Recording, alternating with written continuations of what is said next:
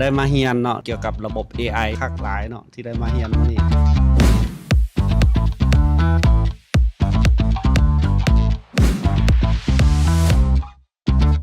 ตอบโจทย์เลยเนาะในการนำไส้เช่นว่าเฮ็ดภาพเขียนคอนเทนต์ถือว่าได้ความรู้แบบอัดแน่นหลายสำหรับในมื้อนี้เนาะวันนี้ยิ้มนะขอเสียงไงนะพ่อเบอร์แต่ละคนบอกมันเขียนแล้วละข้าพเจ้าเป็นไผ่กันไหนพี่น้องข้าพเจ้าซื้อเทพปามณีซึ่งปัจจุบันข้าพเจ้าเฮ็ดเป็นเฮดมาร์เก็ตติ้งของหอยสบายดีเนาะได้ความรู้ใหม่ๆหลายๆอย่างเนาะว่าจะเป็นทางแผนคอนเทนต์ว่าการเฮ็ดวิดีโอแม้กระทั่งการเฮ็ดเพลงเนาะอันนี้เป็นอันใหม่ที่สุดเลยในการใช้ AI เฮ็ดเพลงขอบใจข้าพเจ้าซื้อเวทวันดวงวิไล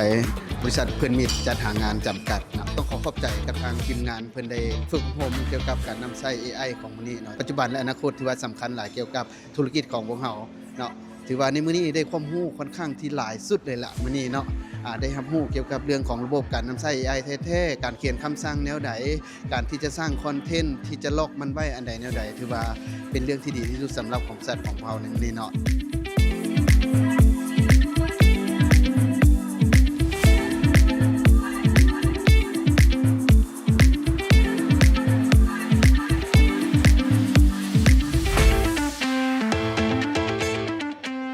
สำหรับ AI Marketing เนาะถือว่าเป็นอีหยังที่ว่ารู้สึกดีใจหลายเนาะที่ว่าได้ทั้งความรู้ทั้งมิตรภาพดีๆเนาะอยากเชิญชวนโมโคไอเอ้ยมาร่วมในงานฝึกอบรมกิจกรรมดีๆแบบนี้อยากให้ทุกคนมาเด้อเพราะเบิ่งแล้วการเรียนตัวนี้ถือว่าสะพายหลายสิ่งที่บ่เคยเฮ็ดก็เฮ็ดออกมาก็รู้สึกว่าน่าจะไปเรียนแต่โดดความคิด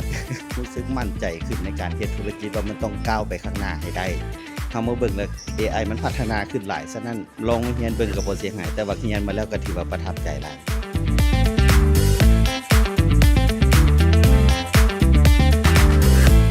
วันนี้เขาก่อนมวลกันได้วันนี้เนาะหลังจากเขาได้ภาพแล้วเขาได้แผนคอนเทนต์แล้วเขาหู้แล้วแบบแต่ละมื้อเขาสิโพสต์อย่างอาทิตย์นี้เขาสิโพสต์อย่างเดือนนี้เขาสิโพสต์อย่างต่อไปจะพาท่านไปต่อ